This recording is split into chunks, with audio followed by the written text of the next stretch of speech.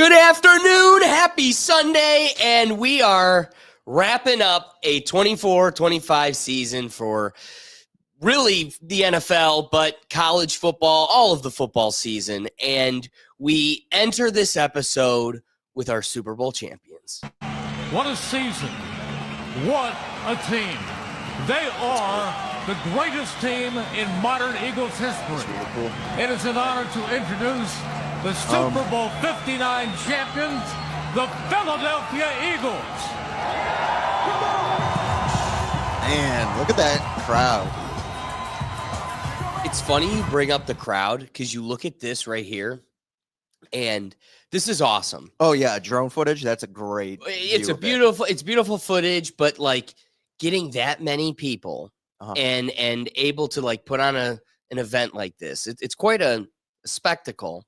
But truly, there's probably and I'll say we could probably get the number, but there's significantly more here than there were at like the million that showed up that they claim for the Cavs championship, right? Oh, in Cleveland. Okay. Right. And I got to tell you, I'm only bringing that up because you put yourself as like one of the specks in the middle of that mass. Right. I went to that championship parade for the Cavs game, and it's one of those, I'm glad I did it once. When the Browns do it, it'll be twice the crowd and the city will be burning. But I'm glad I got it out of my system because that looks like a grand old time. That is hell. Dude, imagine. That is hell. What if you need to go to the bathroom? I was just what if you need a drink of water? You are trapped in a desert full of organic people. And it was probably like 20 degrees. It's actually not been that cold of a weekend. Yeah. So I'm curious what it was like in Philly. But that is a crowd. Yeah, that's a huge the piece Philly of it faithful too. Out there. That's the Philly faithful. And kudos. But yeah, I was gonna bring up. I was like, you were at the Cavs one. Like, what was that like? Oh, it was terrible. It was absolutely terrible. We had a buddy of ours that's like about to have a heat stroke, and it's like, dude, we're cooked. And that was like Rob, middle of summer. Can't get you out of here. I remember you called me. I was still working at Swenson's at the time, and I wasn't able to skip work for it.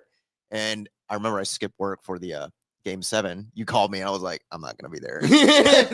But you called me while I was at work and you were like, hey, we're going to that Cavs parade. And I was like, oh man, I can't leave obviously now. Yeah, that was like a hot middle of the summer day. That was like a hot July day. Oh, it was terrible. And what's funny is people quickly become capitalists taking advantage of the situation where we had guys on their buddies' shoulders that are like selling their pack of Skittles and a bottle of water, and it's going for like $20.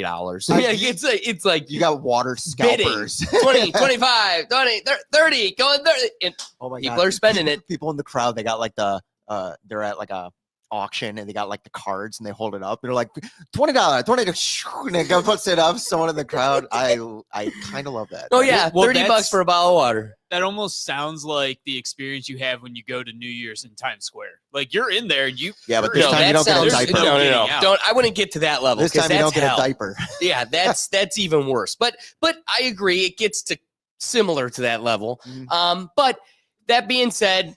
Whoa, wrapping up on a review of the Super Bowl, no one predicted that outcome except for one person. I think there was only one person. There was nobody more prepared than Carrot Top. At that Super Bowl, what a game. Have you seen the Chiefs' new helmets?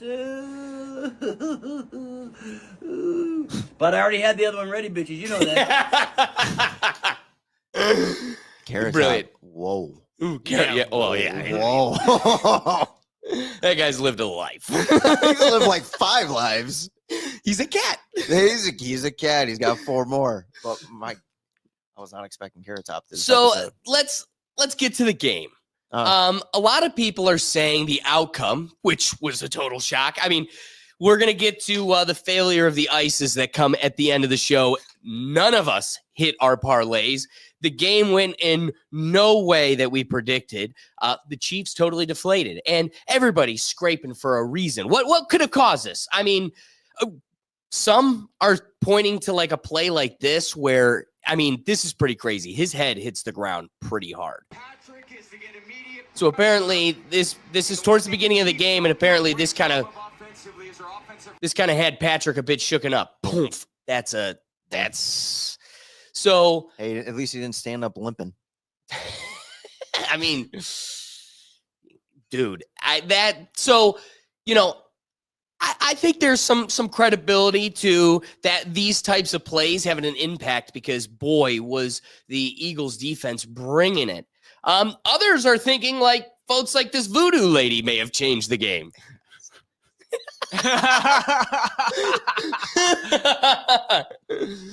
I mean, I never even saw this online. Dude, look at all those people in that crowd. Ooh. That she was there. Like, they love that. Oh yeah. But again, it was the gameplay. It wasn't anything outside of it. It was the gameplay. They were getting crushed. Look at this play. It's I mean, the Eagles defense was serving the line for meals to Patrick. dude, I've seen so many Chiefs fans on Twitter bring up. So on this play, after Pat lost the ball, he put a hand to the face, right? Because he doesn't have the ball. That's why it's not a penalty at that point. And Chiefs fans are so pressed about this one play as if like that was the difference maker. Yo. They were like, oh, and Pat gets all the calls, and everyone's like, yeah, he didn't have the ball. Like, it's a free ball. Oh, did they play the sport like it normally should?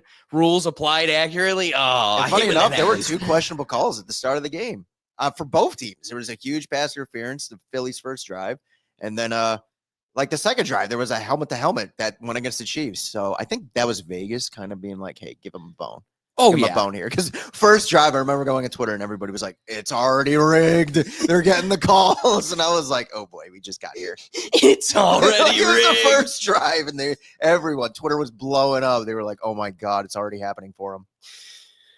Well, we'll circle back to that point, but I loved really just it was a humbling moment for everybody. Travis looked like a shell of the guy he should or was maybe the first Super Bowl. Even last year, he wasn't like he filled his role, but he wasn't like a lightning bolt like Gronk. Give it to Gronk, man. That guy never got crushed or lightly shouldered a block. There were a few plays in that He was Super a dog Bowl. with it. Oh He- yeah. Gronk, that's why I have Gronk as the number 1 overall. And I have Kelsey as number 2. But Gronk was like that pure tight end. Like he loved blocking. Like he would come around, he would chomp at the bits Yes. to put his shoulder into someone. And yeah, I've seen clips of like Kelsey kind of like, I don't know. Yeah. If he retired, would it shock you? Oh, it should happen. It should happen. Yeah. Because all he is bark. Like you said. Gronk is the real dog. Travis is just bark. I love this stonewalled.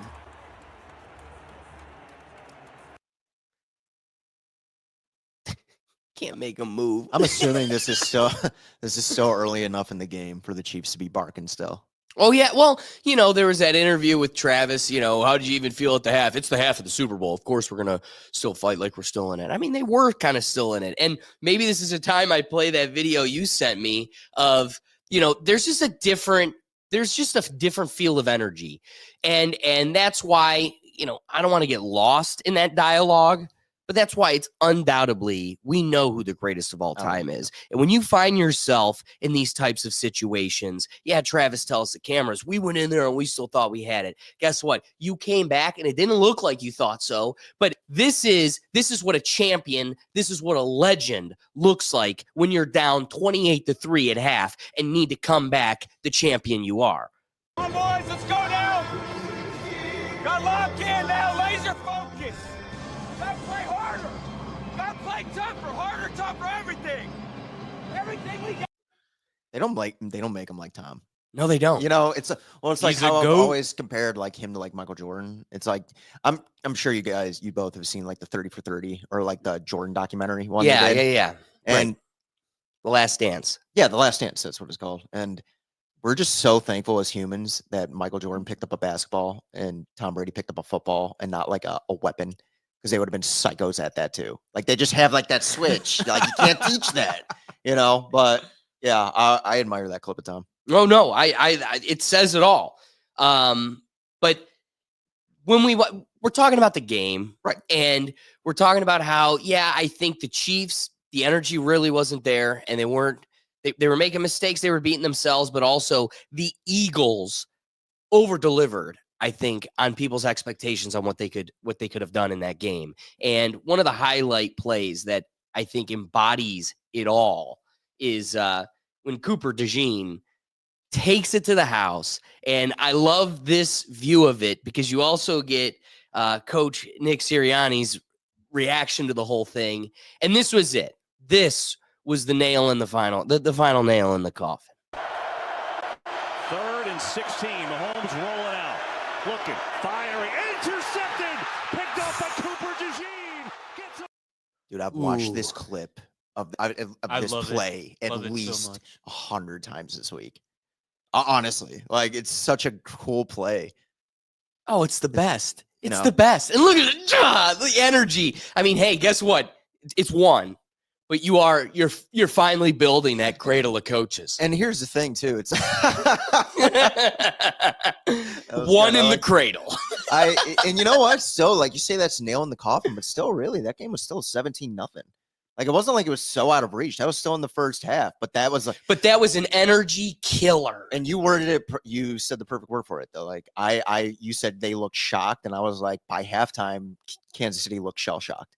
It looked like they couldn't believe what was happening. Oh, right. You know, like it just deflated them, and it's like Because they're like, where's this voodoo magic coming from? It's a It's woman in the Section crowd. 239. she woogity woogity woogity With the woogity. pig She's got a voodoo. All of a sudden they go on offense. She pulls one out of like Mahomes with like a little like needle, and she's like, It's like, yeah, it's like just poking at it. Like, yeah. But yeah, Cradle coaches. Shout out to Nick Sirianni, Mount Union's finest. Like for me, I love that. I absolutely love it, man. well, and that I guess it's a perfect time to bring it in too. He appreciates it too. That's kind of the beauty of this whole thing because you got to have appreciation for what got you to where you're at. And truthfully, it wasn't something that, when I finalize my trajectory in this life, Sprint for selling cell phones for a year as a job to pay the bills at 20 or whatever it was, 23 is not like something that I'm going to be like, it was Sprint that got me here. It's going to be like, It's a journey. It's about the process. exactly. And this is the acknowledgement of the real pillars that get you to where you're at. Dude, right there. And Mount Union taught me how to win. That's for sure.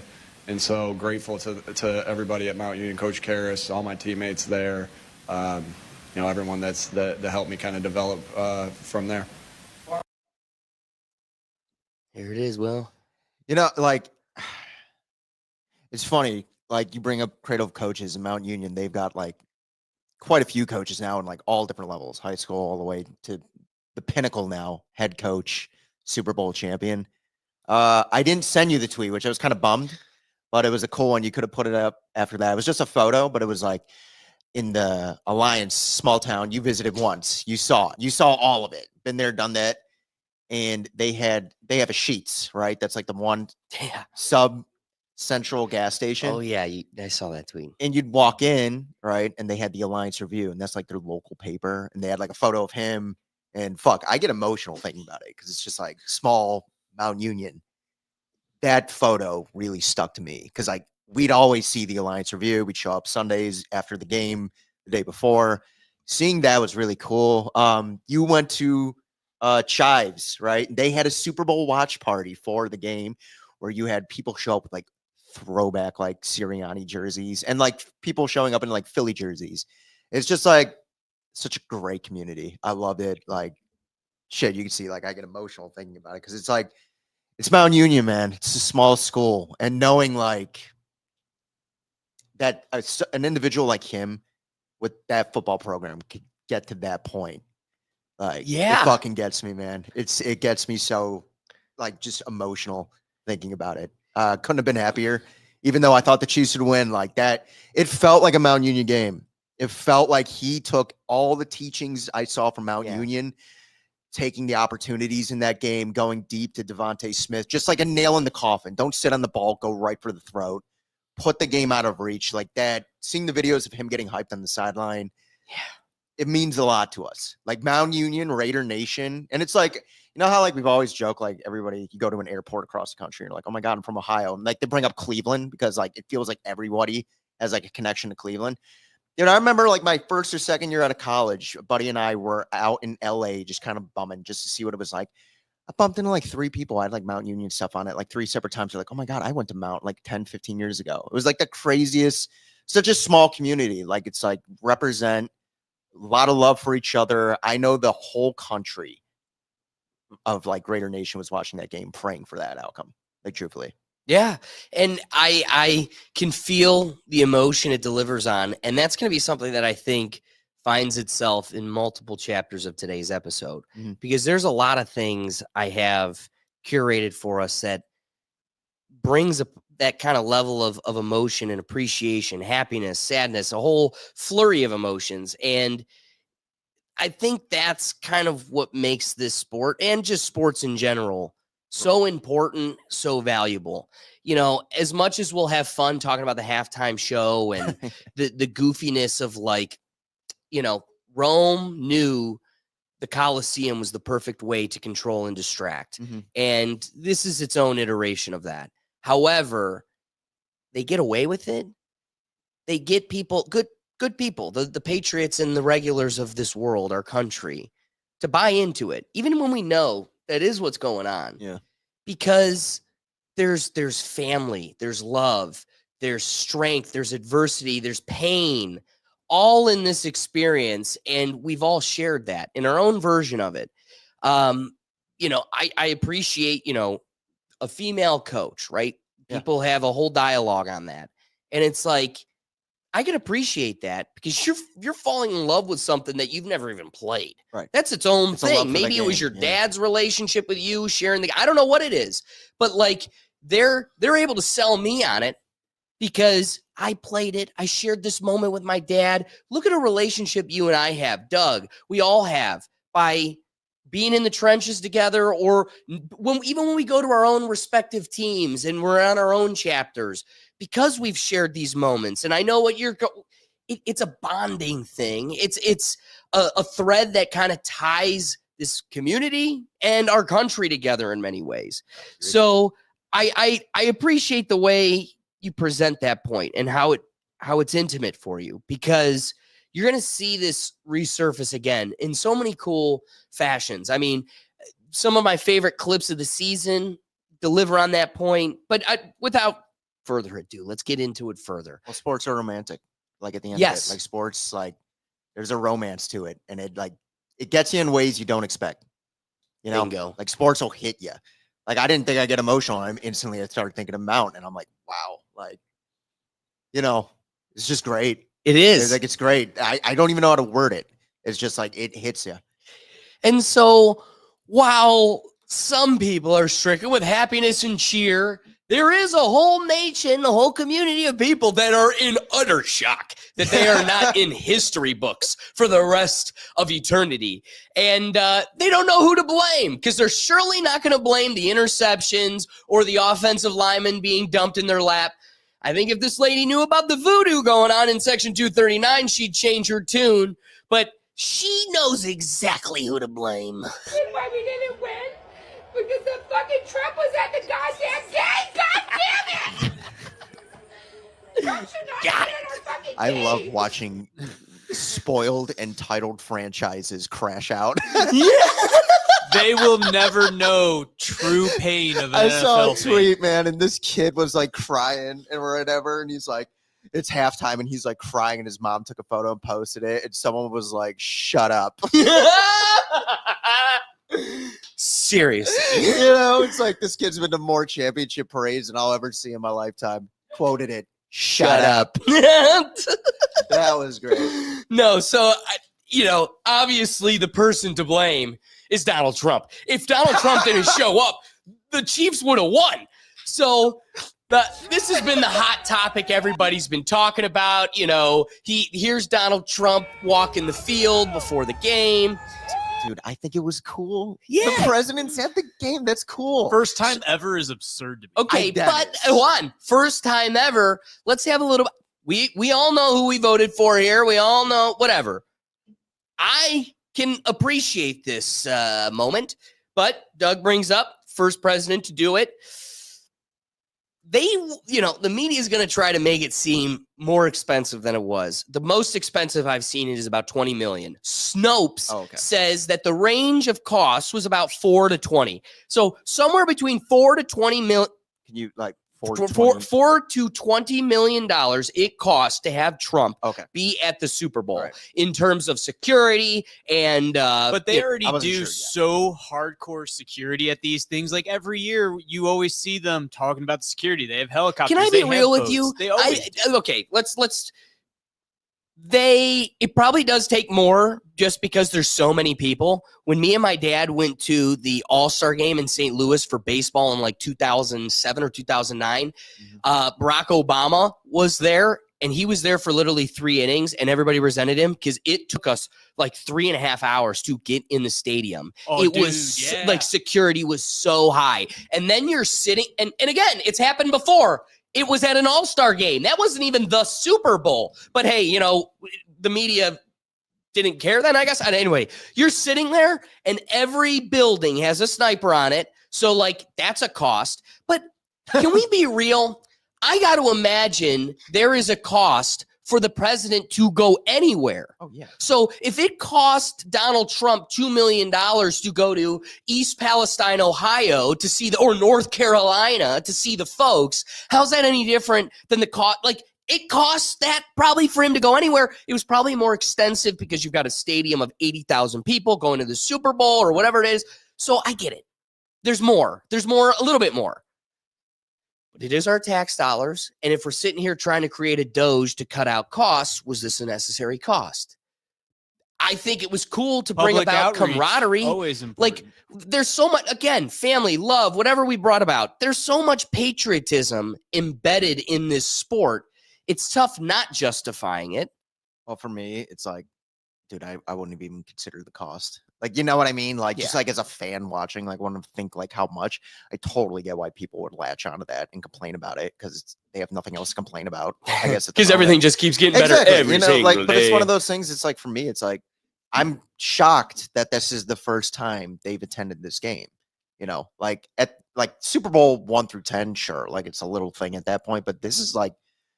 There are people who make legitimate arguments that the day after the Super Bowl we should get off from work, like a national holiday. Oh, I think we should. What they should do is extend the season 2 more weeks or a week, so that way, but not like everybody, tomorrow we have off. But not it should everybody be President's Day, so we have that day off. But I don't get that day. Nobody off, cares so about I'd rather you, Doug. have a Super Bowl Nobody day. cares about you. I care about me. I know, Doug, I but care that's about the you. only lens you look at the world. Here's what I'll present to you, Doug. Don't ever evaluate it by that measurement. This is utilitarianism. So if this benefits the most people in the country, that would make the most sense. Because guess what you're never going to get, Doug? You're never going to get your hungover after the Super Bowl national holiday. That's never going to happen. They're never going to go, we're going to make it a national holiday. And even then. But New Year's Day is a holiday. I love you for that. I love your ignorance doesn't fall short of your narcissism. Because guess what?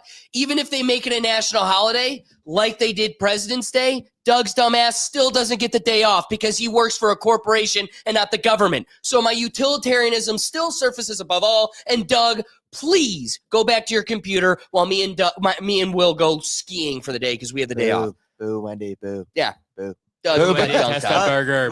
But like for me, like imagine like you get the day off, right? They give the whole country the day off. What do you call that day? The bender. That's what I mean. And Doug still doesn't get the day off. What do you call that day? I National don't care if I holiday. get It's it just the off day after if the they, Super Bowl. if they call it like the Bender Day. I don't care if I don't have off. That's great. No, but back to Yes. the video. So it's cool. cool. But again, here's the other view. This is what we get. I mean, this is an awesome moment. And people are like, he shouldn't be saluting and everything. He's the commander in chief. And this People is are pissed off he's for saluted? once we finally have a representation that doesn't like our representation used to be the guy in the wheelchair standing behind him, right? Now we got the guy that walks past. That's our old president. See him there in the blue shirt in the chair? Yeah. Now our president gets to walk right past him. It's cool actually having somebody intellectually and physically capable to represent us. Wait, who was that in the chair? Was that George? That's a vet. George. Oh, I was making. I thought you meant it was George H.W. because I know he's in a wheelchair. Like I was like, Well, wait, no, he is not with us anymore. I know. All of a sudden, it hit me. I was like, gonna wait, say, what? I thought he died. Like, I was thrown all over the place. No, I was that's like, our old president. Okay, yeah, well, yes. So, while everybody wants to blame Trump, it's hard to.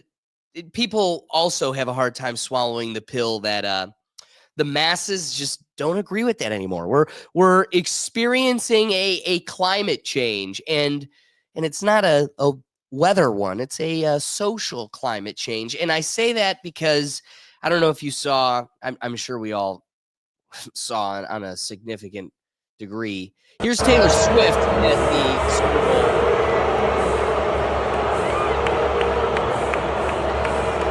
As the whole crowd just boos. Love it. I guess, do you want to do a quick Taylor Swift dialect? Just kind of get a thought on yes, it? we will. That really quick. I want to have that compared to, as much as we want to complain about the cost of Trump to be there, take that in comparison to Trump's reaction when he was shown to the crowd.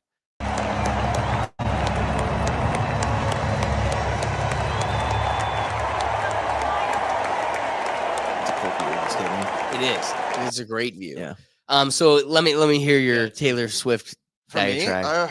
I've thought about this a lot recently. I look at like the Chiefs, right? Like the Chiefs dynasty. For instance, these 3 years, they won the Super Bowl. They won the Super Bowl again. And in that season, Travis started dating Taylor Swift. I'll be honest, I would be one of the people booing, but I don't personally think I'm booing Taylor Swift, like personally booing her as an individual. Right. I think I'm more so booing the idea, what it all represents, the monetization, the kind of commercialization this has all been, whether it's a real or a fake PR something. I don't really care. And I don't even dislike her music. Like her music's fine or whatever, but like it's the NFL. I'm more so booing the NFL right. and it as a product in these most recent years, pushing things on us, the viewers that are so, like you said, it's like the Roman Coliseum. I'm watching football to get away from the reality of the world and enjoy an event. And instead, I feel like, and the Taylor Swift, again, she's a culmination. It's not just her. Her and Goodell get the same reaction. But Goodell gets a reaction because it's football related. Well, Whereas, and like, he's the heel of the league. I Right. mean, he's the enforcer, and any bad news that the organization has, whether it's a rule change or a disciplinary action on a fine, he's the face of it. and to be honest, the longer and longer he's been like NFL commissioner, like he's not that bad of a commissioner. Exactly. Like, Well, as a commissioner, like exactly. he's Like, the heel. It's like you hate your boss because he disciplines you. It is what it is. but like Taylor Swift isn't that. She's Right. just like a product that the NFL has put on. And then her space has invaded the NFL and it's had a say in things, whether directly or indirectly, just like kind of that audience has. And I think us as fans, like, I think it's not really we're booing Taylor because we don't like Taylor. It's more we're just kind of booing this whole like thing shoved down our throat and kind of like accept it. And if you don't accept it, like you're kind of a POS for it. And So, it's like, I'm over that. I want you to give me the next layer to your point here. Can Sure. you give us a brief explanation on, like, it's not just Taylor Swift, it's not just how she's impacted the league and how they sell the market, Mhm. but even more so, all of the weight, connotation, and fans that come with it. Mhm. And she's got an army of psychos. And so, can you give us a little bit of background with like this situation? Yeah, I can. One, it's hysterical. Two, that shirt is amazing. But so actually you showed the clip. You showed the clip when Kelsey was like kind of like got up in someone's chest. It was CJ Gardner Johnson. And CJ Gardner Johnson, after the game, after the victory, posted on his story a photo of Travis Kelsey's ex-girlfriend. I don't know the relation. I think they had a TV show or something like that, like a few years ago. And they're no longer together. Obviously, he's with Taylor Swift. I'm going to say one thing about this girl. Boy, let it go. Girl, let it go. Let Travis go. So she is kind of the problem too. But CJ Gardner-Johnson posted a photo of her and said, should have stayed with that thick stuff, because she's more, I guess, robust. And then Taylor Swift. And, he posted that. And I give Taylor Swift credit. She has never really commented on anything. Because she lets her army do the work for her. Exactly. So the army then, instead of going after, like they went after CJ Gardner-Johnson, and he's a notorious trash talker in the league. He's a trash talking cornerback. They went after him for a bit, and then they found out his mom has like a restaurant in Florida, right? And then review bombed like the ever living shit out of it. I'm talking like hundreds of 1-star reviews. Apparently, they called ICE on the restaurant. This is his mom. This is his mom's restaurant. He has don't come after Taylor. And I'll be honest. Again, Taylor I've never heard of her saying like, I want the NFL to put the cameras on me often. She's never performed, and I give her credence for that. Like she's never performed. But she does. How have you not said anything? Like come out and been like, stop going after this man's mom. Like Taylor, like CJ Gardner-Johnson, he's a millionaire athlete. He is a peon compared to Taylor Swift. She literally dictated the GDP of this country during the last administration, because it's not hard to see a blip in the economy during those 4 years, but Eras Tour right there, but like, it blows my mind that Taylor Swift has never been like, hey, girlies, slay queen, but like, let's roll it back a little bit. Not at all. She doesn't say a word. I don't even know. Do you think she knows they exist? No. That's how above them. And they will fight for her. And me, as the cynic that I am, I kind of love it. I kind of love it. Like that is a level of like hate. Like that is generational hate. That is, their kids will hate people that hate on Taylor Swift. Yeah, that's crazy. You know what I mean? I hope their kids grow up hating Taylor Swift. That would be the greatest karma ever. That's that impossible. Will never happen. They are a Swift army. They will be a nation at some point. Yeah, It'll but go the from Kiss Swift Army used to be an Swift army nation, and it'll be like the whole like They'll southeast. take over New Jersey. It'll be like that. It'll be like the whole southeast of the country. Like they're just Swifties. They all moved there. Them and Disney adults are like the same people, and I'm not going to get into that diatribe because this is the football show, and that'll take me in a wrong direction. But I have very, very similar opinions about both those individuals. But at the end of the day, I don't look at Taylor Swift and be like, this is you doing something. You just exist. Yeah. And all this stuff happens around you. Yes, I got to at least give her that break. But bringing it back to the Super Bowl itself, right? We call it the game of the people. And yet I can't help but laugh.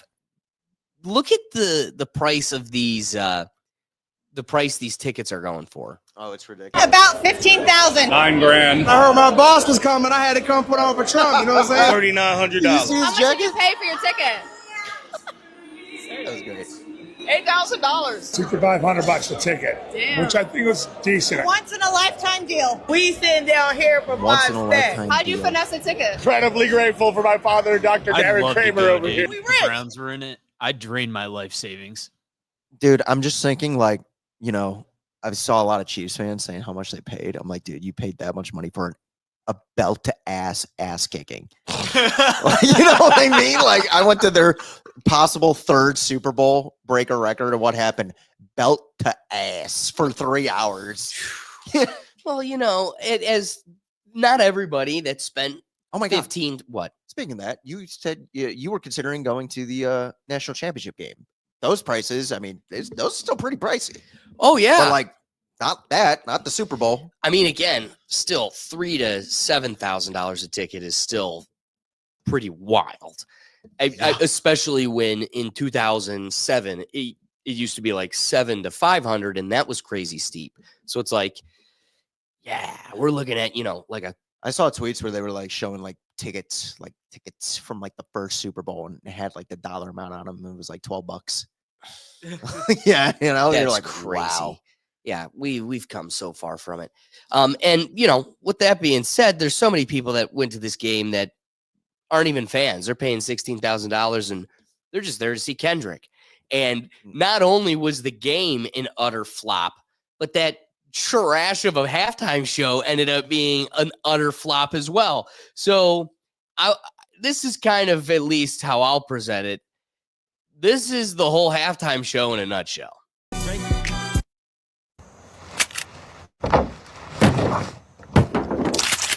That's it for me. That's it for me. I love the Boomers. I'm done. Yeah. That's it in a nutshell. Okay. Bell-bottom jeans.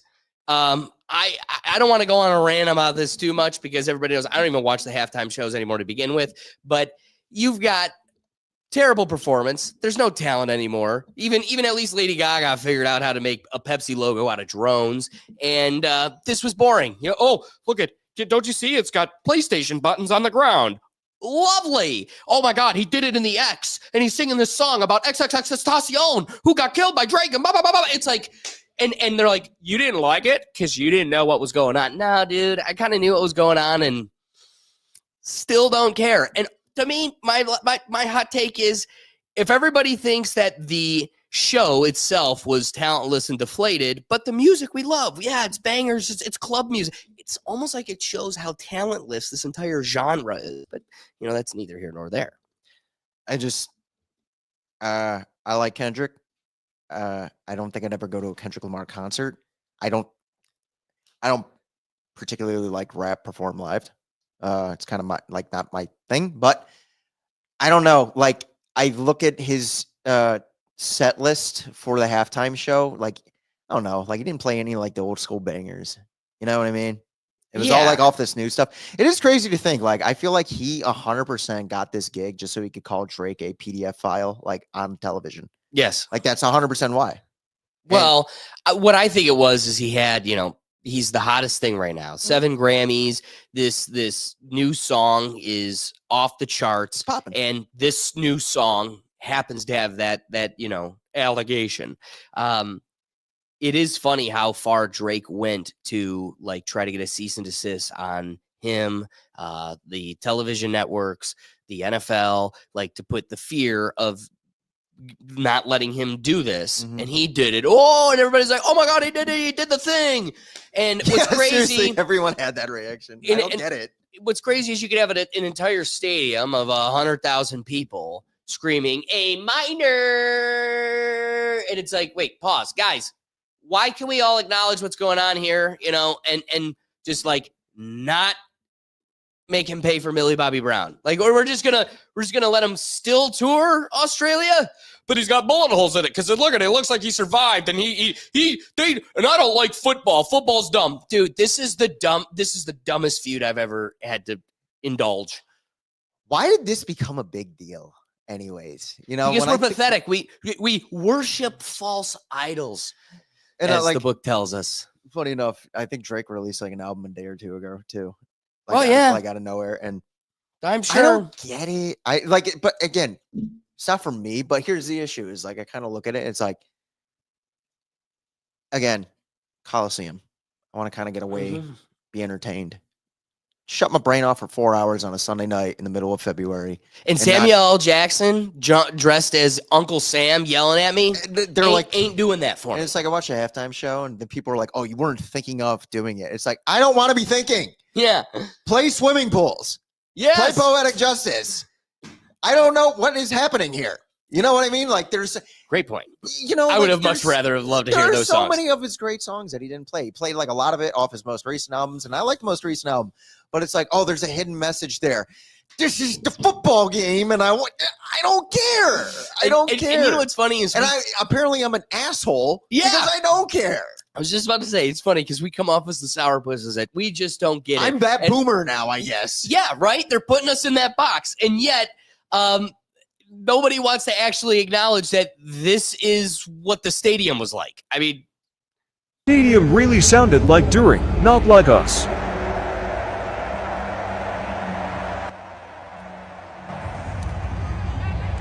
Why was because she dated Drake.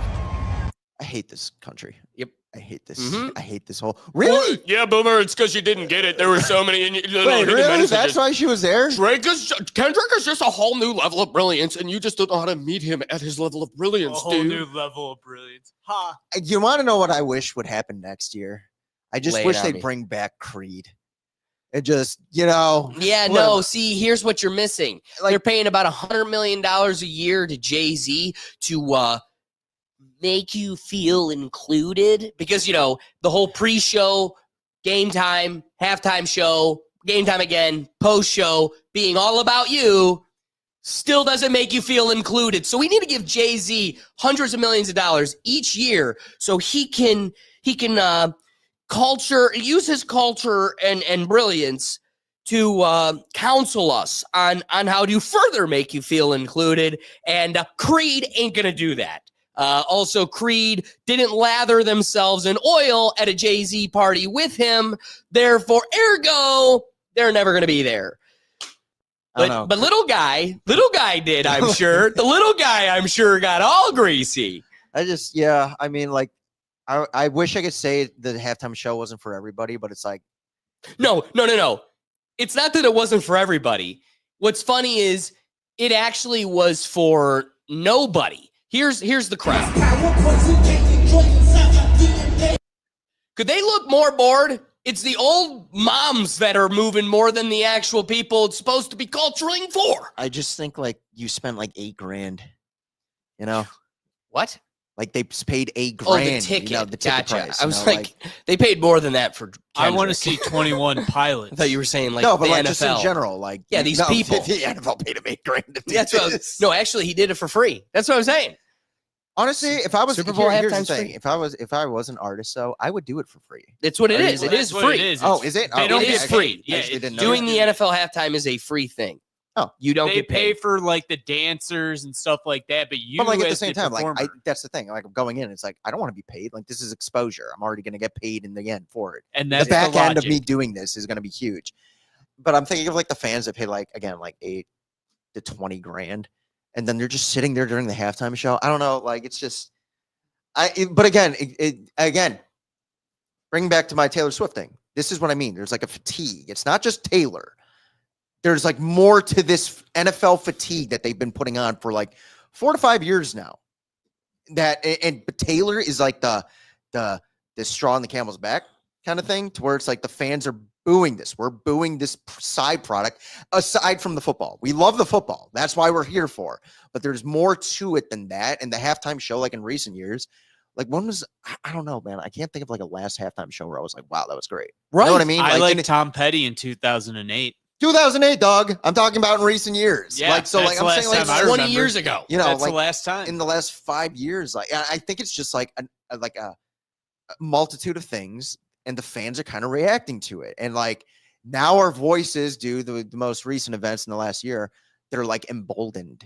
You know, like for instance, like we're drinking no longer that beer. We're drinking Bud Light because of the Yes. Shane Gillis commercials and stuff like that. Yeah. And like, you get what I'm saying? Listen, vote with your views, vote with your dollars. This is a statement. And the thing I, is, it's I'd like somebody that's been around the Rethink Tank forever to be like, wow, they're consciously drinking Bud Light. Well, Yes, because you know what? I can admire the change in like kind of perspective and stuff like that, like as cultures change through time. But it's like the NFL, it's like next year, I would like them to see. And it's like, I have nothing against Kendrick Lamar. At the end of the day, like I'm looking at Kendrick and be like, hey man, you did a fine performance for yourself. I can't hate on you for that. It's just like, it's more, and I like your music. It's just, there's just like a fatigue, a genuine fatigue. Maybe if Kendrick did this 2-3 years ago, I'd feel like less like that. Yeah. But That's a like good it happening point, dude. this year, I don't know, man. It's just a fatigue. I It's just like your point about the fatigue because it taking it on balance with what it used to be. We're here for the game. You know, growing up, you know, high school football players, there's this feud with the band. And it's because they're trying to like take the funding that comes from a Friday night football game. Mhm. And you're looking at yeah, there's more of you. We get that. And they're like, yeah, but that's all our moms and dads that are here. And it's like, if you think the Friday night is full for you coming in the middle of our show, you're missing the whole thing here. Right. And unfortunately, that's what the Super Bowl has become. It's become this whole charade that extends so far beyond ball, beyond And the that's- game. And that's kind of And- where I'm at. And so, like, take this whole weird escapade that we had to experience at the halftime of this Super Bowl and compare it to, like, in 1958, the NFL championship, right before it became a Super Bowl. Pre-Super Bowl, yeah. This is what it looked like. 29. Bear with us.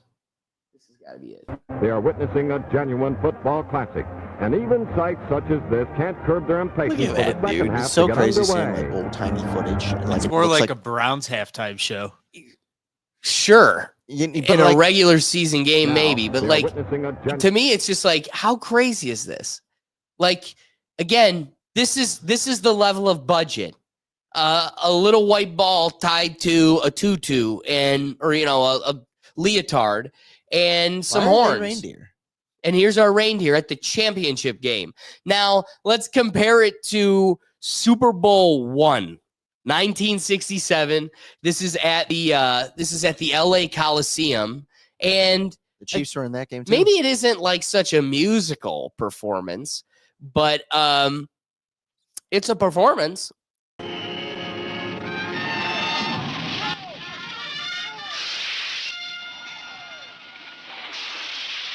They've got men on jetpacks. Oh, heck yes. So how's this working? Why Honestly- have we not done this? Honestly, that looks pretty sick. Are they on jetpacks or are they like on string? They got Apparently, this is real jetpacks. and No, they shake- had the technology. We all gave up after the Cold War. Why? Is- Because Cost we too stopped. much money. Yeah, we stopped caring about the space race. What a spectacle, though. And now, we got Janet Jackson and Katy Perry's Dancing Sharks. It's like, where are we at? Yeah, honestly, I the, would've the pref- weekend is bleeding all over the stage. I would have preferred the Dancing Sharks this year. Yeah, At least this there was was something. bad. You know what? But it's like at least that was like entertaining. Well, you know? Like, it usually was, they like do kind of like, s- look, why are there sharks on stage? Oh my god! They This is like do- he's just like walking around and mumbling. Yes. You know, like I And- like Kendrick. And Like, boy, do they hate that point, the mumble point. But acknowledge that's what it is. Like, how can you say this meets anywhere? Like, at least Lil Wayne, we could get lost in forever. The lyrical poetic, like, I don't know, genius behind what he delivers. This is they call it a genius. Why? Because he's he's just saying, you killed our favorite rapper. You like to sleep with kids. It's like, you're not really hiding anything. This isn't like brain math. Whereas like Lil Wayne was creating metaphors and imagery that you can't really find anywhere else. This We've- wasn't subliminal at all. Exactly. And we've totally departed from that. I like how it wasn't subliminal at all. And then the argument back from them is like, you weren't thinking hard enough. And you're like, dude, I don't want to think. As far as entertainment, and some people don't even want to make you think. They'll do it right for you. They'll do it right in your face. Oh my God. And there's no shortage of now, I guess, excitement that revolves around a Kanye commercial that seems to come every Super Bowl anymore. What's up, guys? I spent like all the money for the commercial on these new teeth. So once again, I had to shoot it on the iPhone.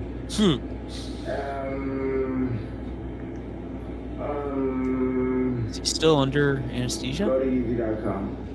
Go to easy.com. I mean, again, this is the second year in a row where he's filmed it on an iPhone. Dude gonna be more casual. What? He's in a dentist chair with grills in his mouth, and he's just like, I spent all my money on these grills. So the commercial's just me on my iPhone again. Go to easy.com. So you didn't know about this commercial? No. Oh, so let me tell you about it. This filmed during the This Super Bowl? this played during the Super Bowl. And if you went to easy.com, like that moment and like for probably until the next morning, it took you to a series of clothes.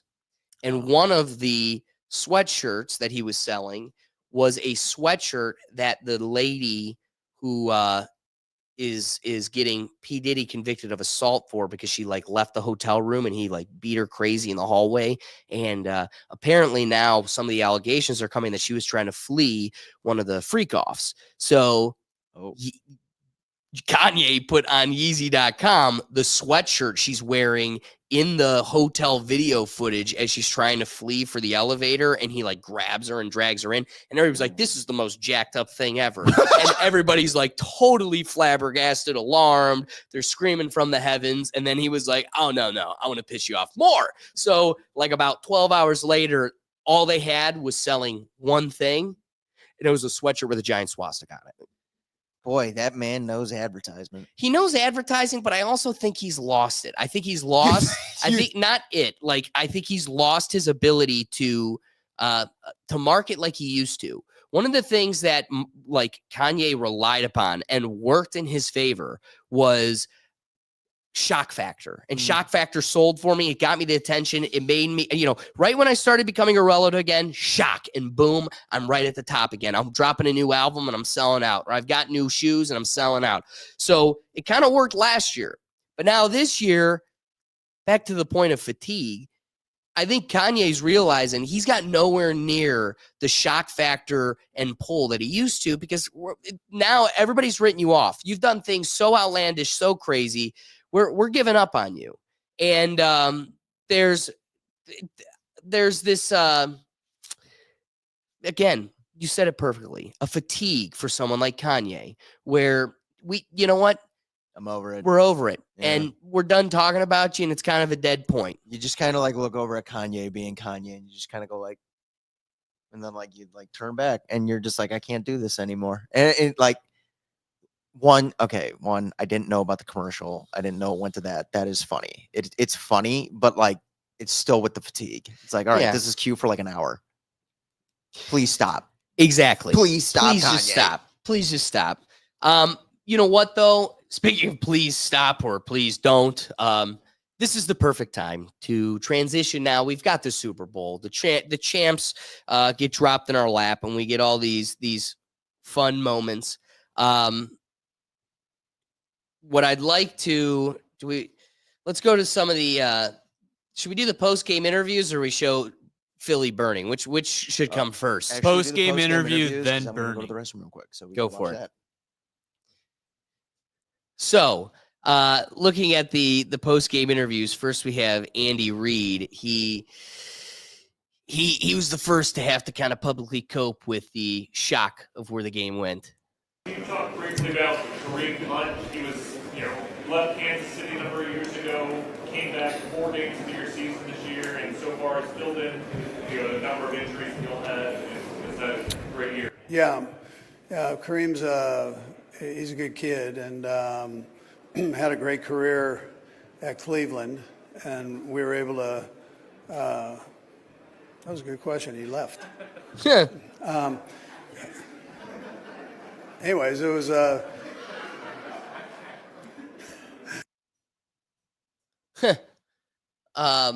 Right when he asked him about Kareem Hunt, the journalist just walked out the room.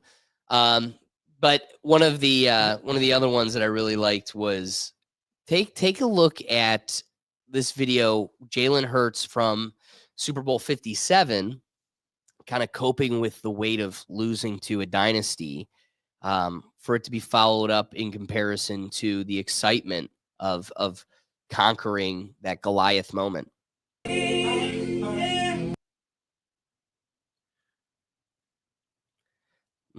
I mean, being under all that confetti of another color. I mean, just to rain loss upon you and have to carry that on your shoulders compared to conquering those moments. And especially too, like the following year, like they lost like in the divisional round or the wild card round to Tampa Bay. Right. Right. And that was like viewed as like a really disappointing season for him. Speaking of like the emotional moments that we were kind of looking forward to in today's episode, one of my favorite moments to come from the Super Bowl is this moment shared between father and son, where Jeremiah Trotter Jr., wearing his dad's number, gets to experience the same moment once again.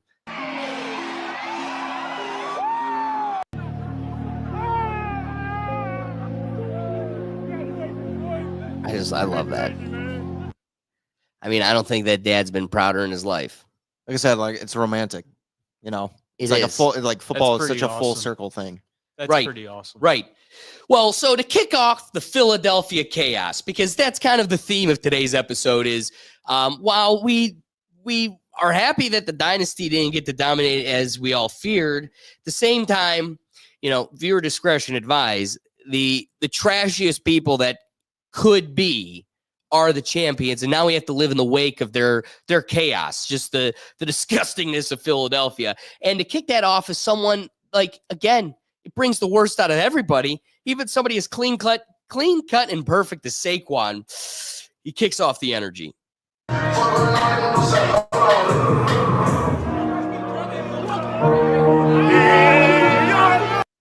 That was impressive. Freaking quick. That's what I'm my saying. God. I wanted this video big time in today's episode because it's like, as much as I have chipped away at my chugging of ice time, it doesn't come anywhere close to Saquon. And Saquon he brought his athleticism and his athletic competition to the party game too. Dude ran for 2,400 yards in this season and was like, "Yeah, I'm getting. I earned this. I earned this." And say something to me, I dare you.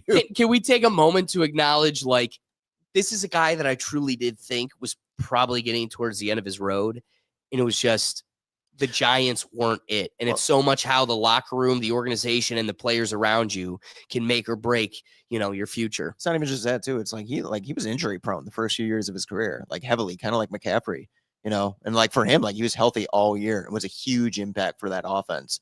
So, and again, too, it brings up to your point, like kind of like the organization, the way they utilize you as a player, put the right people around you. It's like definitely a roster upgrade going from New York to Philadelphia. I mean, there's that video of like the GM, like if he goes to Philadelphia, I'm going to be sick.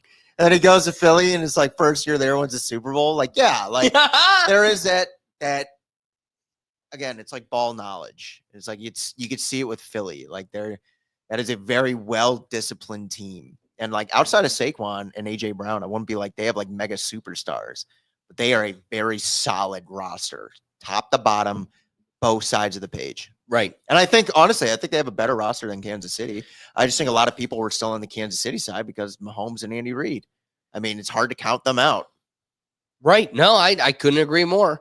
But one last one of the players, I love this. From all the partying of the players, here's Landon Dickerson. So Cooper DeJean is getting interviewed, and Landon Dickerson is in the back. Standing by with Reed Blanket. And he's got an IV. He's literally drinking and partying with an IV. Ball don't, grind don't stop. We're on top of the world. Now, is there like alcohol in that IV or? No, he's drinking with the other hand. He's just hydrating and dehydrating. Him out. He's hydrating and dehydrating at the same time. What a smart man. That's how they you hooked party. him up, and he was like, "I'm not done." When I just started, thank you. I love that. Did you hear what they're calling? So like Philadelphia's defense, they have two white defensive backs. They have a free safety who's white and Cooper DeJean, obviously a cornerback who's white. Philadelphia has dubbed them the exciting whites. No. So during the parade yesterday, the one went up to like the edge of the car, and they both look the same. Ironically, they look very similar from a distance. You couldn't tell them apart. And they start, and it's Blankenship, and they were like, "Oh, Coop!" When they saw him, when he like had a microphone, he's like, "I'm the other exciting white." It's so perfect. I love the that squad. The squad in Philly. But keeping on with that, it wasn't just the players that knew how to party. As we reflect upon the disgusting populace that gets to take upon this joyous moment, the mayor comes out and begs these people, please don't climb the poles, especially because after they won the conference championship to go to the Super Bowl, a kid who is a professional climber and was a gymnast climbed a pole, like a light pole, fell and did pass away. So, of course, the mayor's just pleading with the people. Climb light poles or anything else. Please, Philadelphia, I implore you as your mayor, do not climb light poles or anything else. I noticed. Did they not grease them this year? Didn't they? Oh, they grease did. them? They did. They actually greased the hell out of them, and that didn't stop anybody in Philly. Like, hey, if there's a will, there's a way. Oh, and in Philly, they have no shortage of will for chaos.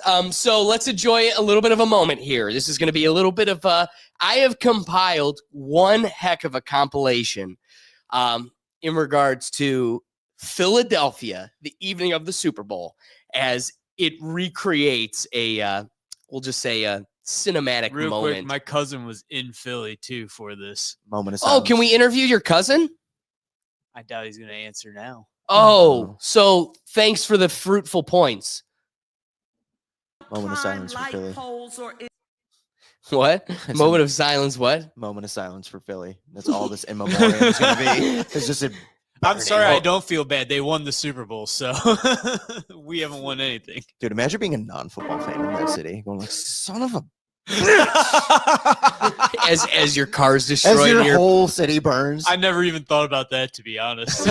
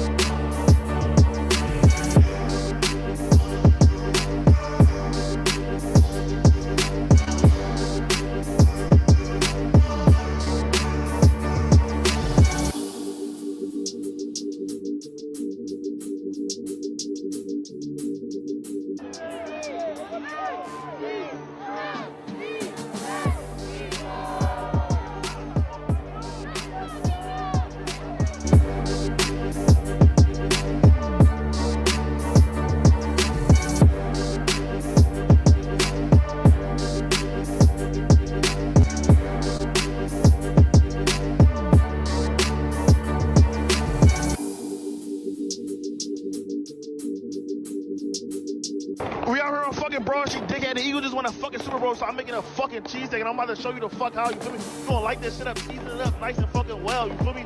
Oh, that shit look raw. Shut your bitch ass up. I just started fucking cooking it. Toss that shit like I be tossing your fucking bitch off of cooking. I'm like, oh my god, Mike made it. Can I please ask some chill? Fucking relate. Sing, flicking a fucking wrist. Add some more fucking seasoning. They're like, oh my god, you really are cooking the cheesesteak. Get off my fucking dick. That's how you fucking do it. Stop playing. You broken up, please stop. Can I please? Like, you're not doing shit. You like the fucking cheesesteak, dickhead.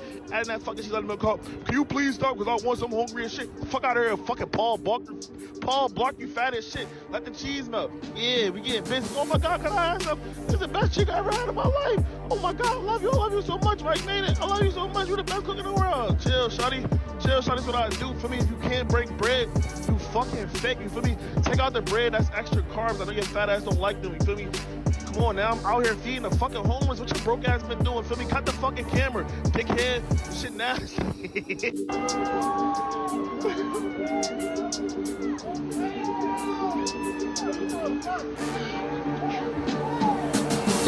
Put the sand for crowd control, and it's just.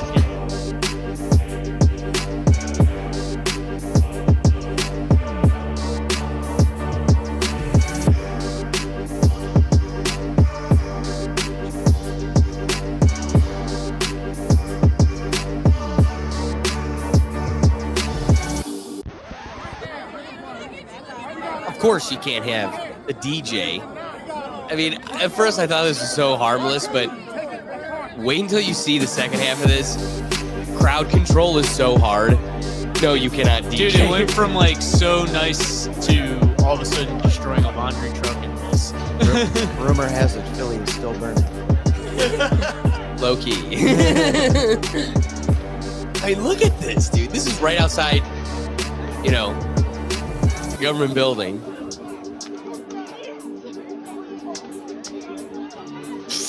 Oh my God! Instead of using the theme song, you should have done the "It's Always Sunny" music. I would love to use any other music, but the one that wouldn't get us pulled. Yeah, I know. I was just thinking. I was like watching this. It was like the level of creativity that YouTube stifles because you can't. There's such a limitation. I hope Sonny does an episode on this. I'm sure they will. They do it for the last one. Exactly. Well, they already are filming. Like, already filmed it. So I love horses. This is the most Philly thing ever. Well, that's how you can get around in the chaos. Yeah. Pretty Look at that big effective. guy. Oh, poor horse. Unbelievable. Let's go.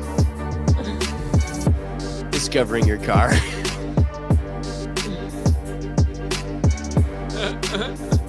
Bro. Don't park on the street next time. This is my favorite clip. Oh, it's just two guys fighting. Someone help. I wish someone would help. Someone should break this up. Cops are too busy. Too busy? Oh no, he's just been sitting in the car the whole time. He's hiding. Literally, the cop was in the car the whole time. Dude, the cop has been there. It wasn't until he gets slammed on the hood that he's like, shit, I gotta do something. It was like he's been there for 6 hours. Just survive the night. Just stay away. Just stay away. Bump. Damn it. He gets out of the car and breaks it up immediately. That's your police. That's law and order Yes. right there. Yes. And then we wonder why this turns into No, a that's joke. lack of law and order. I would absolutely love if that camera panned up and you just saw a dude standing at the top of the building dressed as Batman. That would have been hysterical. But that's Gotham. I think a Philly Batman, is in pajamas and like Tim's on. Yeah. Like a Well, Saint this Laurent is jersey nice. on and Tim's just like, oh. He gets to celebrate like everybody. He's got like a brown bag in his hand. shooting fireworks into the crowd. That's how much community you guys got. In the wheelchair. Crowd I feel surf. bad for the guy who lost his chair. Oh, he's in it. He didn't lose it. Oh. He was in it. You didn't see him. Oh, taking that home as a souvenir. All right, guys. Woo. Antifa. Why would you do this after the game? I don't get it. Fireworks in the crowd. Boom. How? Oh my God. What a dumbass. Oh my God. I've shot fireworks off since I was a young kid. Come on, even I've never done that. Doug's a special one. Look at how many people, dude. Unbelievable. Fireworks. In the back row. We can only imagine. Mushroom Cleveland- cloud. Yeah, we can only imagine what Cleveland would be like. That's great. Oh, I saw this one. Yeah. Whoa. It's a quick assault charge on video. Yeah. She's like, I'm on record nowhere. You won't find me. I'm under the bridge. I'm a sovereign citizen. Don't make war with them, please. They scare me at this point. Swifties, sovereign citizens.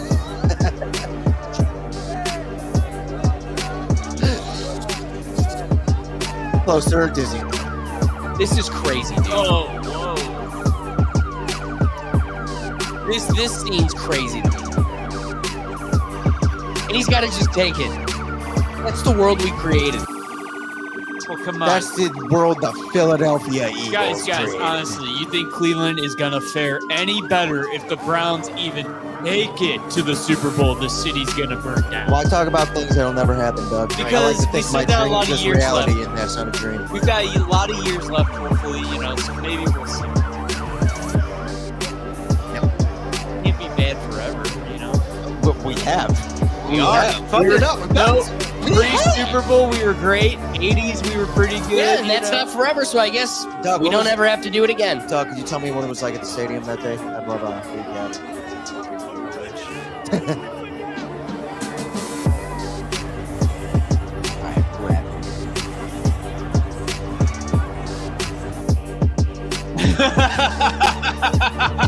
Whole time I was thinking about it too. I was like, this reminds me so much of that.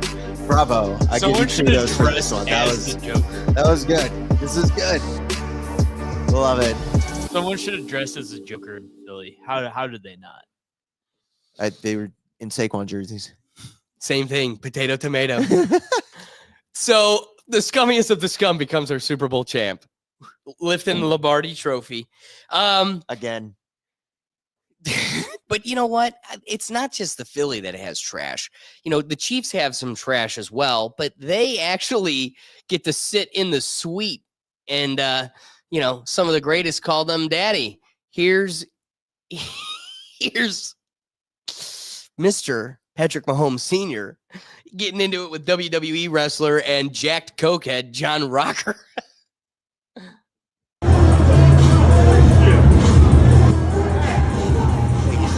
WWE also? Or was, a long time ago.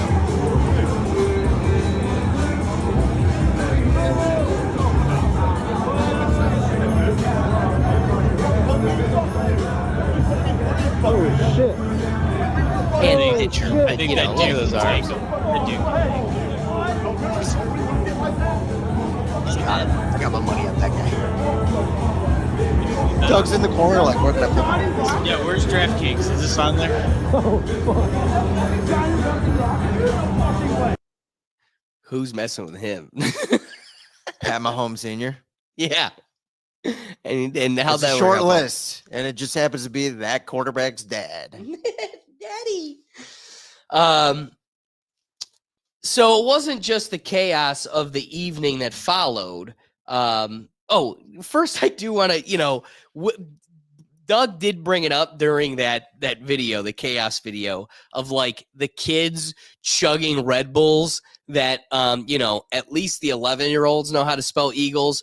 I think why people are so upset that like this is the fan base, like this is the team that gets to celebrate, is because like, is there a dumber, more degenerate a fan base? I appreciate that, like, you know, look at the Bengals, their chant, "Hooday." It's not even in English, but like anybody could say it. The guy under the bridge, even the guy that, you know, has a doctorate, everybody, "Hooday, hooday," pretty easy.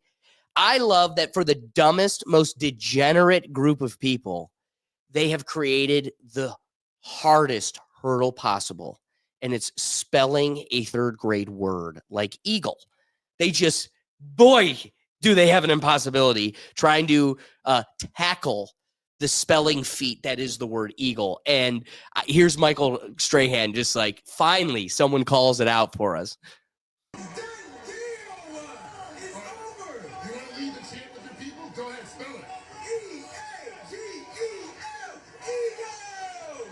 Whoa. Can you use it in a sentence? We're going to work on a spelling lesson for the Eagles fans, man. That's the second time publicly this week I've heard it spelled wrong. You know, I'm up here with... I ain't ever hearing everybody spelling it wrong. It is amazing. And it's like, can you use it in a sentence? I would have loved if he said that. They wouldn't. My Eagles won. You know what? It's a great representation of that city, though. We just watched a 5-minute montage of them burning it to the ground. Like, yeah, they didn't spell it right. Shocker. Shocker. But it wasn't just the evening that followed that brought about chaos. There is a lot of fun content that came from the parade that also followed. That all being said, Philly kids are simply just built different. They are a different breed.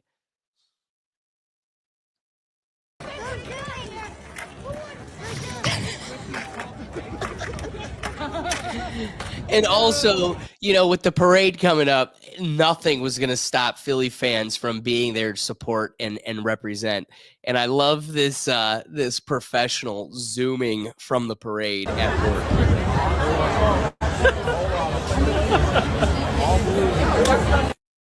That's why you need that mobile hotspot. Do you think he used one of those like AI backgrounds or Oh, something? yeah, I bet. I bet. I'm in a corporate office with sunglasses on. Just screaming in the background.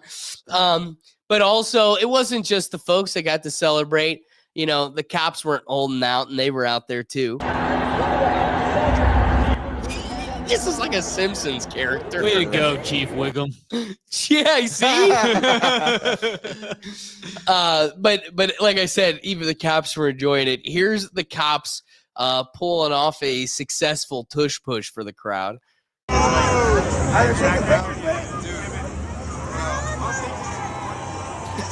the crowd hyped.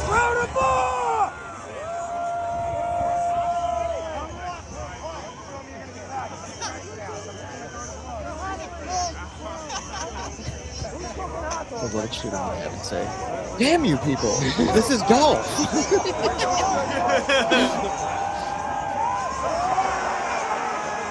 You gotta cross the line. Yeah. They did what the Bills couldn't. We like to have fun here. I'd laugh if the cops yelled that too. We did what the Bills couldn't. I'm glad you were able to repeat it successfully.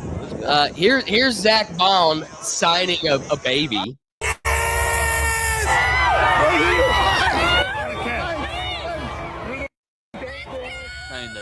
I don't like people. Helmets. That cracks me up, dude. A Sharpie on my baby's forehead. Yeah. No, that was on like a helmet or something. The kid was wearing like gear. Regardless. So this is where we're at. You know, we open up the episode with that great video of the drone going through the crowd. And, you know, there's other cool drone footage of like the people celebrating the evening after. But, you know, the drones are also at risk when they are surrounding these people of chaos. Oh! It's like sniped. It's like up there with Randy Johnson hitting that bird while pitching. Oh, yeah. I would say this is yeah. That's quite a spectacular moment. I don't know if it comes close to that, but I would agree. This is It's like the same Philly thing. skill. You threw something, didn't intend it, dead. Out of the sky. Just everybody had the same reaction. Just All right. Let's just walk past it now. But also just in classic Philly fashion, where else would you have, you know, your classy marriage or wedding experience? All right, Ray, introduce you and your bride. Ray and Kim. Those are the most What are Philly your looking plans people today? I've Enjoy ever the Eagles seen. game and celebrate our wedding. It's like And when Sims are you getting Philly married? edition. Today, These two Where? people. right here. Who's marrying you? Just us, my sister. Congratulations. Thank you. Can I see your nails? Oh my So I guess it's a memorable anniversary. You'll never forget it, right? Absolutely, absolutely. Eagles parade and Valentine's.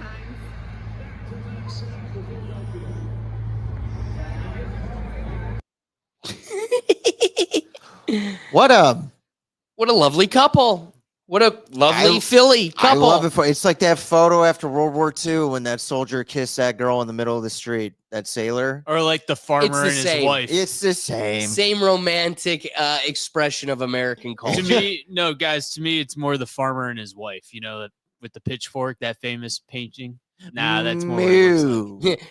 No, Scotty, no. I'm watching on the news. Oh, heck yeah. Citizens Bank, just these people are That incredible. guy's got it right. Got a beer, caught it, just living the dream. These people vote. Yes. Do they? But speaking of people who vote, these upstanding citizens don't get caught around them wearing the opposing team like a Chiefs jersey. More Chiefs jersey of the Eagles parade. Okay, like you're just inviting an ass kick. Yeah, you are an antagonizer that got what he deserves. You woke up wanting to do that. Well, also check this out. So as they're stalking him and they're like going to beat him down the street, check this out. He rips the jersey off and he's got a Philly jersey under it. So it's really just a Phillies fan inviting chaos, and you got exactly what you were calling for. Hey, play to your strengths. What do they say? Play stupid games, you get, I can't remember. Super Bowl. Winners. Yeah, a Super Bowl. That's the Philly motto. I also just keeping it grounded to the parade itself.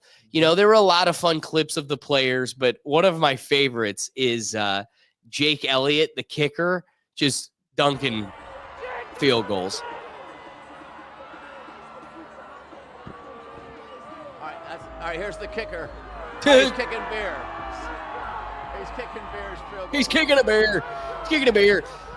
But let's get to the following. So the parade leads to a stage, and the teams get to, give their shout outs and express their gratitude to the city. And it's this one great celebration. And Jalen Hurts, the quarterback, had a special person he wanted to shout out in excitement. Fucking champion. Oh, nope, that's not the one I wanted yet. I don't want that one yet. Is that Fit 45? Doug, you put these out of order? What are you doing? It's called Gergader. You can continue to repeat it. It doesn't change. You did it. Sean Barkley. I swear, Sean Barkley is the best. Right? We survived the Giants. Yeah, I just want to remind people first. Lord have mercy, man. Hey, Sean. All to the Eagles, man. All to the Birds. Eagles, okay. So, as I said, Jalen Hurts, he wanted to shout out a special person. I want to thank my teammates, thank my offense, from the quarterback room to the receivers, the tight ends, the running backs. Say Sean Barkley. He's laughing as he's saying it, though. Exactly. But across all of the speeches that were given that day, cable television, which is live, had a real hard time censoring around all of the speeches that the players were given. Fucking champion. We apologize. And we apologize for the profanity. You guys are tough, you guys are resilient, and you guys know how to fucking fight. And we apologize again for Saquon Barkley's profanity. Live TV. Hey, Philly, this city overcomes shit. And we apologize again for the profanity. L-E-S, Eagles!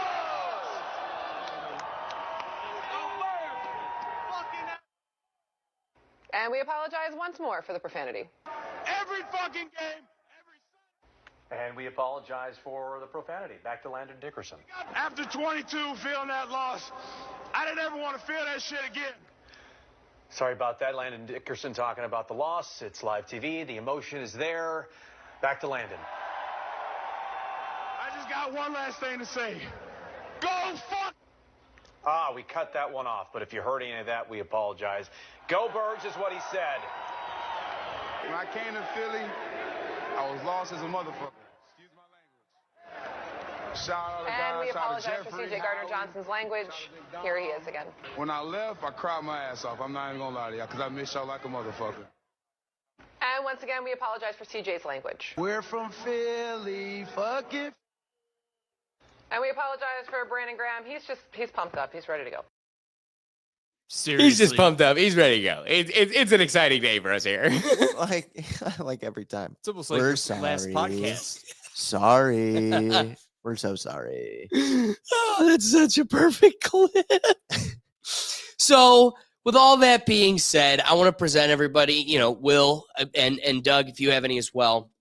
Because I got a couple last, favorite moments of the season that I'd like to acknowledge. But before we do that, wrapping up the Super Bowl, all this dialogue, the Chiefs falling short of history, and the Eagles overcoming the David and Goliath moment and beating and dethroning the royalty that was the NFL's golden child. There's been a lot of dialogue this season through all our episodes of the refs and their intervention. We saw none of that, but was this Las Vegas coming ahead and duping us all because none of us won our bets? But DeAndre Hopkins in his post interview, he wants to shout it to your face that see, you wanted to call us out because of the refs. Where were the refs today? Saw a lot of things in the media about the refs, but obviously, what y'all gonna say now about the refs and us when there was a lot of touchy calls? Are y'all going to report that? Are y'all going to talk about the refs now? So before I get to my season wrapping content here, I mean, what are your thoughts as we close out the Super Bowl and now we have our champs? Belt to ass. Guys got hammered. Boy, did they. You know, DeAndre, I remember you dropped the ball right in your hands. Where was the ref on that call? Well, no, but that's what his point is. All season, you guys said we rode the wave of the refs protecting us, and we got our asses whooped. So how could you say it was the refs? Like that shadow or asterisk that carried the last 2 Super Bowls that the refs have protected us. Well, if that's the case, why didn't it show through today? And Because everyone knew now. Exactly. That's what I don't think it's more everyone than knew likely. now. I think it was a game plan. I think they whooped you. Yeah, That was it. Like, how could the refs get involved in a beatdown like this? No, they couldn't. No, there wasn't like 1 or 2 play calls that a ref threw a flag on that changed the outcome of this game. For me, it's the opposite. You got hammered. Pat played a bad game. Played a horrible game. And that's it. And that's like, but like the narrative all year, it's like, dude, there's a reason the narrative's there. We're not like, this isn't like a false narrative that's been brought up. Right. There's plenty of evidence that, yeah, the refs have benefited you guys in certain ways throughout the year. Well, how many flags did they need to throw on that Sunday for you to win? 10? Probably would have taken 10. Right. At least. Yeah. So, no. DeAndre Hopkins, and you just joined the team. Okay, let's not act like you've been part of this dynasty for a minute. Right. But my wrapping thoughts on the season, another great year of football. Sucks that we have a Sunday without it.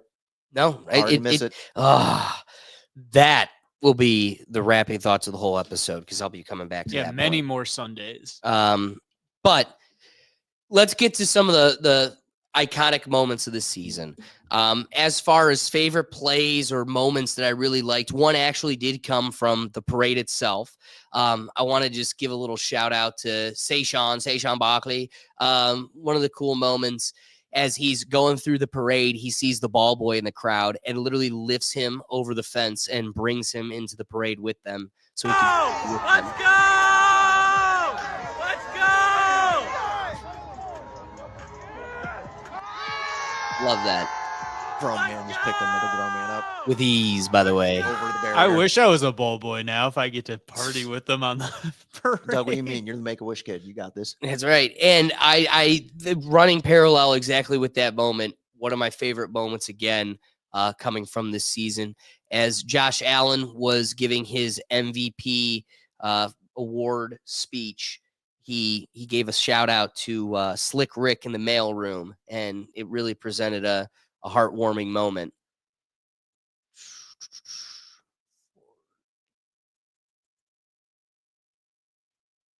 The equipment staff, to the training room, to the strength staff, to Slick Rick in the mailroom, to the cafeteria upstairs. Like it truly takes everybody to have team success. When I left work Thursday, I was mentioning, I said, if Josh doesn't get MVP, I'm going to cry.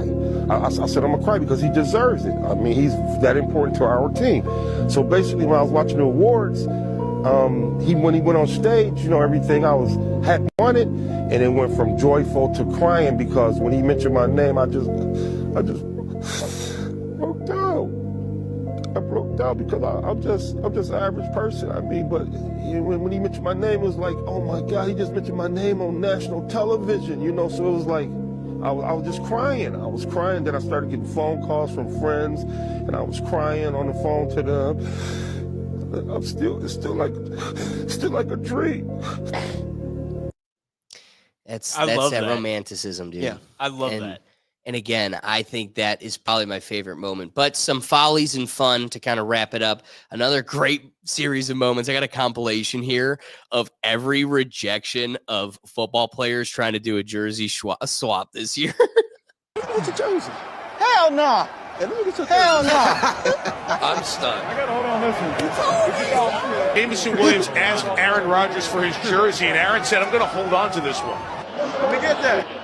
This? Let me get that. I gotta keep this one. This is the creamsicle. You know I gotta keep this creamsicle one. McCaffrey, it's fair trade. It's not a fair trade. Phillips is like, hey, let's change jerseys. Let's trade. And McCaffrey's like, no. No. That's a heartbreak. I mean, that's worse than not getting a phone number at the bar. Dude, I would never ask for someone's jersey in the NFL because I could not face that rejection. Right? I'd just be like, if you want mine, sure. Yeah. But I'm not asking for you because I don't want you to say no. All right.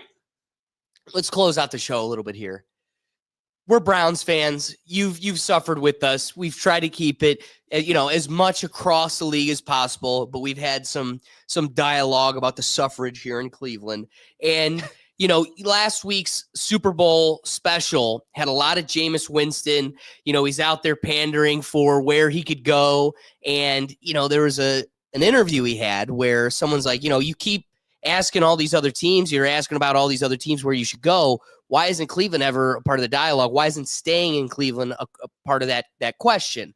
And his answer gives a real heartwarming piece to while players are calling to leave and, maybe we don't find the success we'd like to or should, there's still something that makes this place like catching lightning in a bottle, a special moment to be a part of, even when you don't really go anywhere.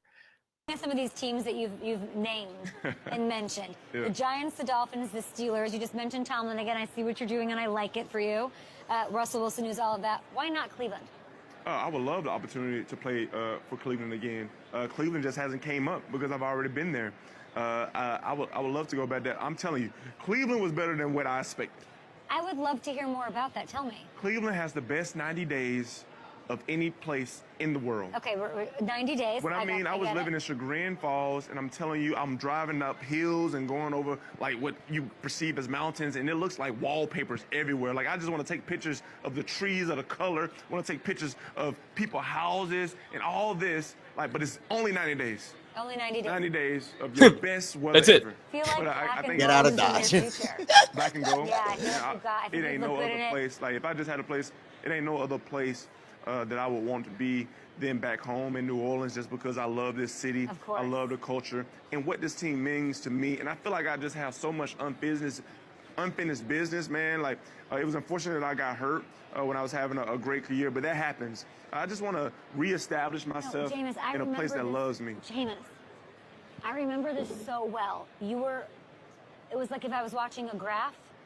This was you, and then that happened. Like I do feel like you have unfinished. I hate to say that's female commentary right there. Absolutely. You were Peyton were like getting the best out of each other.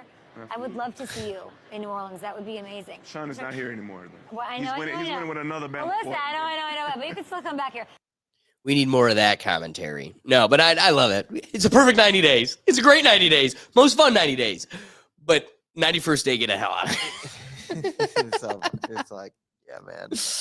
Yeah. That's Cleveland. It's on brand, though. A lot of people will come to Cleveland. They love Cleveland. That's right. That's right. I loved him wording it, though, as 90 days. Yeah. It's something, so it's like, yeah, you're only here like 90 days, but. I got to be honest with you. I almost escaped this episode because I've compartmentalized it out of my mind so much. Almost kind of slid right out of this episode without the hellscape that is the closing out. I got 2 more clips, but that'll be the cherry on top as we depart with the audience here. But can't leave this episode without the pain that is our parlay punishments. So all season we've played the game where we do a parlay pick each week, and if our parlays hit, we make you money. And if they don't, out of the 3 of us, whoever's pick didn't hit, they got to chug an ice. That's our punishment to try to deter us into success. And while we had some great moments of success throughout the season, as Murphy's Law would have it, of course, we have to end the season with losses across the board, with just straight tragedy. So we had first off, all 3 of us now have to chug the ice in the punishment of losing our parlay picks. We all lost the parlay picks because we all were kind of riding on Chiefs' success. Secondly, we had a secondary competition that carried throughout the whole postseason as we picked each week throughout the bracket of the playoffs who would win. And I pulled away pretty heavy, and I wanted to keep it tight competition. So I made these picks to leave it competitive. And I put myself in a position where the last week it was a tie between me, Doug, and Will. And one person was going to be a double loser where they would have to chug 2 ices that episode. And we all picked the Chiefs to win. So the tiebreaker to see who the big loser would be was that we would make our score predictions. And the scores being, Will had said that the Chiefs would win 33-30. I had suggested the Chiefs would win 34-28. and Doug suggested that the Eagles would win, or I'm sorry, that the Chiefs would win 30-27.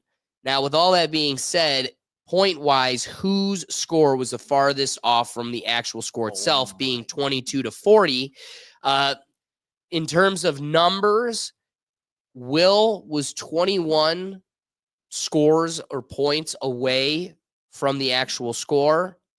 Doug was tied with him, also being 21 points away from the accurate score. And I was 24 points away. So I am the loser that has to take the double punishment in today's finale. So first, let's do all three of us. Doug's coming on over. We got to chug our ice to celebrate this torrential loss. This is actually a good time. I'm going to bring up my incident. Oh? So last night, I went out to the bars, get home safely, legally. No snow. If you're not around the area, we got like 4 inches, 5 inches of snow. There's no snow on the ground. There's nothing. It's like clean pavement, small bit of ice. I eat shit on the ice. Like walking, just like completely. It looked like a cartoon. No one around. And I stand up by myself and I look around like nobody saw that, right? Literally woke up this morning, completely forgot I did that. Go to put on my jeans that I'm now wearing. Ass is wet. I had to throw them in the dryer for a bit. 6 hours later, I'm doing it ice. So this is great. This is exactly how I signed up for it. Oh, I like that, Doug. I like that. Fuck. To a season of losers.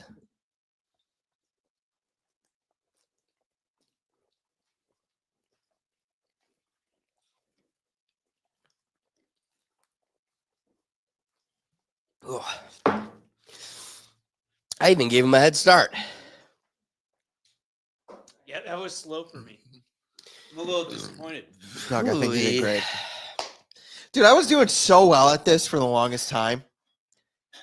I had like a streak of like great parlay picks. You drank less than any of us this year, I think. Then the last 2 weeks, I just fumbled. I'm like the Chiefs. I'm gonna and the make a Bills. clip like of just all the mishaps that happened this season. I mean, I think it was me and Gurgit that drank the most this year. No, it was definitely him.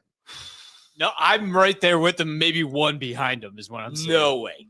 Dude, he had like a month straight of ices. There was literally 6 weeks in a row. I think it was 5 in a row in week 6. But I drank some of those weeks with you. There's some weeks where I was the only one drinking. And I did it every week. And you, oh my God. We're close. Will was definitely the best of us. I guess we'll see. I did really well up until like the last 2 weeks. Jump into the comments and let us know how far off Dog is from Give yourself a breather. We're in the end game now. I want this man, dude. If you throw up on live on like the last show, I'd love it. I don't think that'll happen. Hilarious. You feeling gassy? No, but I'm not thrilled. My body is like, okay, we're full. How's the inside of your mouth? Is it like straight sugar at the moment? Like, are you really feeling that? Yeah, it is what it is. What I feel is my stomach is full. That is definitely what I'm feeling. And I have another full stomach in my hand.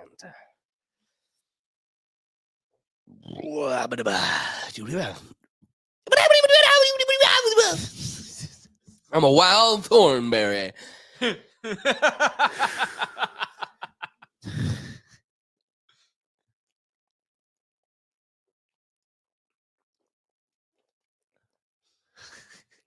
You know what's funny is this is, I think, a little bit longer than your last chug, and we can understand why. I could see it halfway through. I could see halfway through. Your body literally did a shit. Like it literally, it slowed up enough to where I could tell in your head you're like, again. Whatever they need their narrative to be, I did that seamlessly, with no hesitation. I think I give you an A. That's right. That's right. No As Doug hesitation. opens another bumbleberry, I'm not full enough. Ba-bump. I didn't have 2 of those, so. So, guys, thank you for joining us each week. I hope we have the ability to bring this to you next season. And it was fun kind of going through the evolution of all the chaos. If you didn't know, Will, Trevor Lawrence still hasn't cut his hair. So we'll see what that looks like going into next year. Supposedly a trade rumor to Pittsburgh. That's why I've heard the rumors. I don't know how much seriousness they're it sucks taking. we won't have, our giant Titan to slam him into the ground, but we'll find someone else on defense to do it. Maybe Okajoka Noah will come back and he'll be able to just dominate on defense, but we'll sack him. Ogunjobi, that's who. We'll sack him.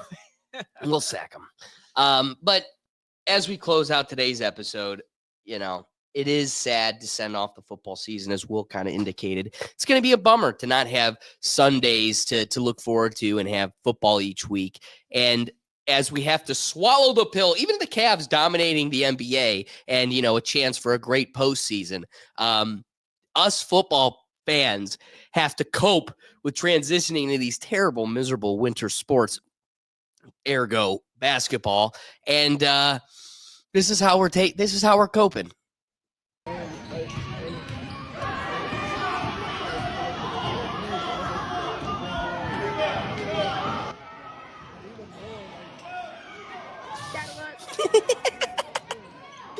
We'll find it wherever we'll make it happen. We will force football even where it ain't. You know what? He didn't score there, but that was a damn good play. That was a damn good play. That was a damn good play.